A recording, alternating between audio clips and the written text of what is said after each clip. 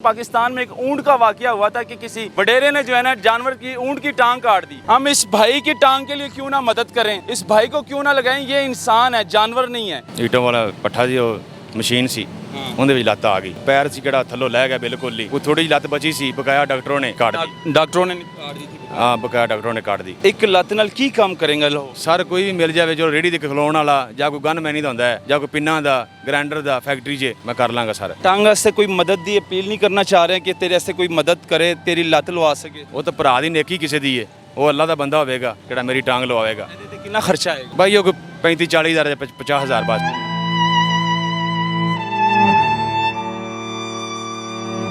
ये मेरा भाई एक टांग से माजूर आरिफ वाला से लाहौर काम के सिलसिले में आया है कि कोई नौकरी मिल जाएगा काम बच्चों की खातिर, कि बच्चों के लिए रिज़्क़ कमाऊँ, हक हलाल की।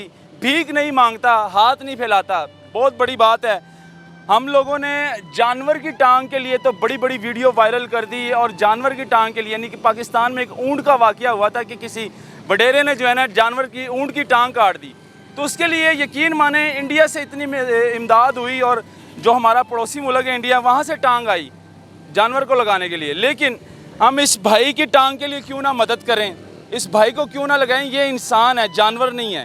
तो इसका सोचना चाहिए कि एक टांग के लिए आरिफ वाला से लाहौर मेहनत मजदूरी करने के लिए आया, लेकिन इतने वसाइल नहीं है कि ये टांग लगवा सके। इनसे बात करता हूँ कि टांग आखिर कटी कैसे, क्या हुआ था इसकी ज़िंदगी में। अस्सलाम वालेकुम मेरे भाई। ਵਾਲੇਕੁਮ ਸਲਾਮ ਸਰ। क्या हुआ था मेरे भाई टांग? ਇਹ ਸਰ ਪੱਠੇ ਦੇ ਲੱਤ ਕੱਟੀ ਗਈ ਹੈ। अच्छा, ਈਟੋਂ ਵਾਲਾ ਪੱਠਾ ਜੀ ਉਹ ਮਸ਼ੀਨ ਸੀ ਉਹਦੇ ਵਿੱਚ ਲੱਤ ਆ ਗਈ। ਉਹਦੇ ਵਿੱਚ ਲੱਤ ਆ ਗਈ। ਹਾਂਜੀ, ਪੈਰ ਸੀ ਕਿਹੜਾ ਥੱਲੋਂ ਲੈ ਗਿਆ ਬਿਲਕੁਲ ਹੀ।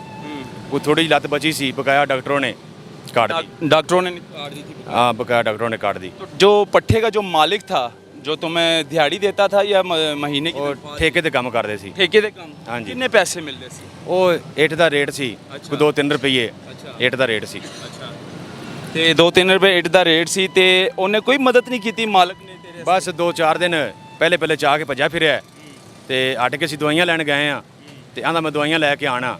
ਹਟ ਕੇ ਸਾਨੂੰ ਪਤਾ ਲੱਗਿਆ ਕਿ ਉਹ ਤਾਂ ਲਾਹੌਰ ਚਲਾ ਗਿਆ। ਅੱਛਾ, इधर लाहौर आ गया सी। फिर दवाइयाँ बड़े औखे पैसे घर से मंगाए। एक बकरी मेरे पास है सी, वो बेची, वो दवाइयाँ के पैसे मंगवाए तो दवाइयाँ लईयाँ। फिर जो घर की पूंजी हैगी सी वो ला के लत्त ते बह गए। 8-10 महीने में मंजी ते प्या रहा। फिर बड़ी औखी लत्त बची है भी, अल्लाह भला करे। वो फौजी रिटायर होया है इधर गैंबर में, ये उसने इलाज किया है। थोड़ा बहुत इलाज उन्हें किया। हाँ, ये बची लत्त तां है। जद एक डॉक्टर सी ना सरकारी, ये तो कोई जाता सब कट दे थोड़ी अगों मास लाँदे सी, रेशा पै गया सी। ਹੁਣ ਆਰਿਫ ਵਾਲਾ ਤਾਂ ਤੂੰ ਲਾਹੌਰ ਆਇਆ, ਬੱਚੇ ਹੈਗੇ ਨੇ, ਸ਼ਾਦੀ ਹੋਈ? हाँ जी सर, ਕਿੰਨੇ ਬੱਚੇ ਨੇ? 2 बच्चे ने सर। 2 ਬੱਚੇ ਨੇ। हाँ जी। ਉਮਰਾਂ ਕਿੰਨੀਆਂ ਨੇ ਬੱਚੇ ਦੀ? ਇਹ ਬੱਚੀ ਦੀ 5 ਸਾਲ ਹੈ, ਜਿਹੜਾ ਬੱਚਾ ਹੈ ਉਹ 2 ਸਾਲ 2 ਮਹੀਨੇ ਦਾ ਹੈਗਾ। ਅੱਛਾ, ਤੇ ਇੱਕ ਲੱਤ ਨਾਲ ਕੀ ਕੰਮ ਕਰੇਗਾ ਲਾਹੌਰ ਆ ਕੇ? ਸਰ ਕੋਈ ਵੀ ਮਿਲ ਜਾਵੇ ਜੋ ਰੇੜੀ ਦੇ ਖਲੋਣ ਵਾਲਾ ਜਾਂ ਕੋਈ ਗਨ ਮੈਨੀ ਦਾ ਹੁੰਦਾ ਹੈ ਜਾਂ ਕੋਈ ਪਿੰਨਾਂ ਦਾ ਗ੍ਰਾਈਂਡਰ ਦਾ ਫੈਕਟਰੀ 'ਚ ਮੈਂ ਕਰ ਲਾਂਗਾ ਸਰ। ਬੱਚੇ ਕੰਮ ਕਰ ਸਕਦੇ। ਹਾਂਜੀ। टांग वास्ते कोई मदद दी अपील नहीं करना चाह रहे हैं कि तेरे वास्ते कोई मदद करे, तेरी लत लवा सके। ਉਹ ਤਾਂ ਭਰਾ ਦੀ ਨੇਕੀ ਕਿਸੇ ਦੀ ਹੈ, ਉਹ ਅੱਲਾ ਦਾ ਬੰਦਾ ਹੋਵੇਗਾ ਜਿਹੜਾ ਮੇਰੀ ਟਾਂਗ ਲਵਾਵੇਗਾ। ਇਹਦੇ ਤੇ ਕਿੰਨਾ ਖਰਚਾ ਆਏਗਾ? ਬਾਈ ਉਹ 35-40 ਹਜ਼ਾਰ ਜਾਂ 50 ਹਜ਼ਾਰ ਬਸ। 50,000 ਰੁਪਏ ਦਾ ਹਾਂਜੀ ਖਰਚਾ ਹੈ। ਹਾਂਜੀ, ਇੰਨਾ ਖਰਚਾ ਹੈ। ਕਿੱਥੋਂ ਲੱਗੇਗੀ? ਇਸਲਾਮਾਬਾਦ ਸੇ। इस्लामाबाद तो लगेगी। ਹਾਂਜੀ। ਤੇ ਤੇਰੇ ਕੋਲ ਪੈਸੇ ਨਹੀਂ ਹੈਗੇ? ਨਹੀਂ ਸਰ ਹੈ। ਇੰਨਾ ਵਸਾਇਲ ਨਹੀਂ ਹੈ ਕਿ ਤੂੰ ਲੱਤ ਲਵਾ ਸਕੇ। ਉਹਦੇ ਮੇਰੇ ਬੱਚੇ ਭੁੱਖੇ ਬੈਠੇ ਸੀ, ਉਹ ਮੈਂ ਸੌਦਾਦਾਰ ਲੈ ਕੇ ਦੁਕਾਨ ਤੋਂ ਦੇ ਰਹਾ। तेरा कोई जायज़ कैश अकाउंट या बैंक अकाउंट बने हैं? बना नहीं है, अभी बनवा लांगा। नंबर की है तेरा? नंबर 0322 47 48 196। नाम तेरा की है? असलम। असलम। ਇਹਦੇ ਤੇ जायज़ कैश अकाउंट बनवा ले, ठीक है ना? बनवा लेने सर। जितने मेरे भाई देख रहे हैं पाकिस्तान से या फिर ओवरसीज़ भाई, जितने पाकिस्तान से बाहर देखने वाले देख रहे हैं पाकिस्तानी, वो ये वीडियो ज़रूर देखें। हम लोगों ने जानवर के लिए इतनी वीडियो बना के वायरल कर दी। जो ऊँट की टांग काटी थी वडेरे ने, और वहाँ उस टांग के लिए इंडिया से मदद आई, यानी कि इंडिया में एक बिजनेसमैन ने टांग भेजी ऊँट के लिए। तो क्यों ना हम इस इंसान के लिए टांग के लिए कुछ करें, ताकि ये भाई हमारा चल सके अपने टांगों पर, और अपने बच्चों के लिए हक हलाल की जो रिज़्क़ है वो कमा कर ला सके अपने बच्चों के लिए। कहता है मैं भीख नहीं मांगता, मेरा ज़मीर इतना वारा नहीं खाता कि मैं किसी के आगे हाथ फैलाऊं, भीख मांगूं। तो इन जैसे लोगों की मदद करनी चाहिए, इन जैसे भाइयों को जो है ना इनका सहारा बनना चाहिए। तो जितने मेरे भाई मदद करने वाले हैं, इस नंबर पर ज़रूर रब्ता करें, और इस पर जायज़ कैश अकाउंट भी बना होगा, इस पर ज़रूर पैसे। तो मेरे भाई मुझे ये बता दो कि और क्या होना चाहिए इस टांग के अलावा? ਬਾ ਕਿਹੜਾ ਟਾਂਗ ਲਵਾ ਦੇਗਾ ਉਹ ਮਾਲਕ ਉਹਦੇ ਤੇ ਖੈਰ ਕਰੇ, ਉਸਕੋ ਹਜ ਕਰਾਏ ਤੇ ਅੱਲਾ ਉਹਦੇ ਤੇ ਉਹਦੀ ਬੱਚਿਆਂ ਦੇ ਖੈਰ ਕਰੇ। ਤੇ ਕਦੀ ਜ਼ਮੀਰ ਜਦੋਂ ਲੱਤ ਕੱਟੀ ਗਈ ਸੀ ਉਸ ਤੋਂ ਬਾਅਦ ਕਦੀ ਕੀ ਮਾਯੂਸੀ ਹੋਈ ਹੈ ਦਿਲ ਦੇ ਵਿੱਚ ਕਿ ਯਾਰ ਹੁਣ ਮੈਂ ਕੀ ਕਰਾਂਗਾ? ਪਹਿਲੇ ਜ਼ਿੰਦਗੀ ਕੀ ਸੀ, ਉਸ ਤੋਂ ਬਾਅਦ ਜਦੋਂ ਲੱਤ ਕੱਟੀ ਗਈ ਉਸ ਤੋਂ ਬਾਅਦ ਜ਼ਿੰਦਗੀ ਇਹ ਸਾਰੇ ਰੱਬ ਨੇ ਦਿੱਤੀਆਂ ਸੀ ਤੇ ਰੱਬ ਨੇ ਪਿੱਛਾ ਲੈ ਲਈ ਤੇ ਹੁਣ ਮੈਂ ਹੌਸਲਾ ਨਹੀਂ ਛੱਡਿਆ। ਕਦੀ ਮਾਯੂਸੀਅਤ ਹੋਈ ਹੈ ਕਿ ਯਾਰ ਹੁਣ ਜ਼ਿੰਦਗੀ ਦਾ ਕੋਈ ਫਾਇਦਾ ਨਹੀਂ, ਜੀਣ ਦਾ ਕੋਈ ਫਾਇਦਾ ਨਹੀਂ? ਕਦੀ ਇਹੋ ਜਿਹਾ ਸੋਚਿਆ, ਕਦੀ ਇਹੋ ਜਿਹਾ ਖਿਆਲ ਆਇਆ ਜ਼ਿੰਦਗੀ? ਸਰ ਸੋਚਾਂਗੇ ਤੇ ਕੀ ਕਰਾਂਗੇ, ਰੱਬ ਦਾ ਸ਼ੁਕਰ ਹੀ ਕਰਨਾ ਚਾਹੀਦਾ, ਕਿਹੜੇ ਹਾਲ 'ਚ ਰੱਖੇ ਸੋਣਾ, ਫਿਰ ਵੀ ਸ਼ੁਕਰ ਕਰਨਾ, ਉਹਦਾ ਸ਼ੁਕਰ ਕਰਨਾ। ਬੱਚਿਆਂ ਦੀ ਖਾਤਰ। ਹਾਂਜੀ ਬੱਚੇ ਨੇ ਨਿੱਕੇ ਨਿੱਕੇ ਹੁਣ ਕੀ ਕਰੀਏ, ਬੱਚਿਆਂ ਦੀ ਖਾਤਰ ਜੀਣਾ ਹੈ। ਹਾਂਜੀ ਜੀਣਾ ਹੈ। ਕਦੀ ਜ਼ਿੰਦਗੀ ਨੇ ਇਹ ਸੋਚਿਆ ਕਿ ਯਾਰ ਹੁਣ ਮੰਗਣਾ ਸ਼ੁਰੂ ਕਰ ਦਾਂਗਾ, ਕੀ ਕਰਾਂਗਾ, ਹੁਣ ਤੇ ਕੋਈ ਕੰਮ ਨਹੀਂ ਕਰ ਸਕਾਂਗਾ ਇੱਕ ਲੱਤ ਨਾਲ? ਮੰਗਿਆ ਨਹੀਂ ਸਰ ਜਾਂਦਾ ਜੀ ਬਿਲਕੁਲ ਕਦੀ ਇਹੋ ਜਿਹਾ ਜ਼ਮੀਰ ਨਹੀਂ? नहीं। ਜ਼ਮੀਰ ਵਾਰਾ ਨਹੀਂ ਖਾਂਦਾ? ने आख्या है आपको दुबई खिला देता हूँ, आपको उधर खिला देता हूँ, आप उधर जाके मैं खर्चा भी मैं करता हूँ ਮੰਗਣਾ ਉੱਥੇ ਜਾ ਕੇ। मंगण वास्ते। मैं कहा मैं नहीं जाना।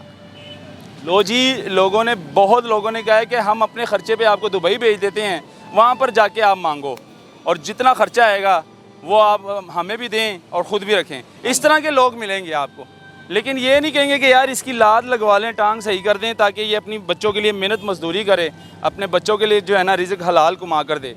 तो ये वीडियो बनाने का और दिखाने का मकसद ये है कि हम लोगों ने एक जानवर की टांग के लिए इतना जो है ना हमने कर दिया था कि यार जानवर को टांग लगनी चाहिए, ये तो फिर इंसान है, ये सोचें आप, क्योंकि इसकी टांग लगनी चाहिए। ये मेरा भाई जो है ना अपनी टांग की खातिर लाहौर आया मजदूरी के लिए कि मुझे एक टांग से कोई मेहनत काम मिलेगा, लेकिन कोई भी नहीं देगा काम। 1.5 महीना हो गया इधर सर, नहीं ना दे रहा है कोई नहीं काम। दे रहा। और लत वेख के वैसे ही के उन्होंने अंदर लत लवा ले, चलो तेरे नाल आसरा कर देंगे, कोई भी इसको काम देगा ही नहीं, क्योंकि इसकी एक टांग नहीं है और ना तो इसको कोई अपने काम या फैक्ट्री में बैठाएगा।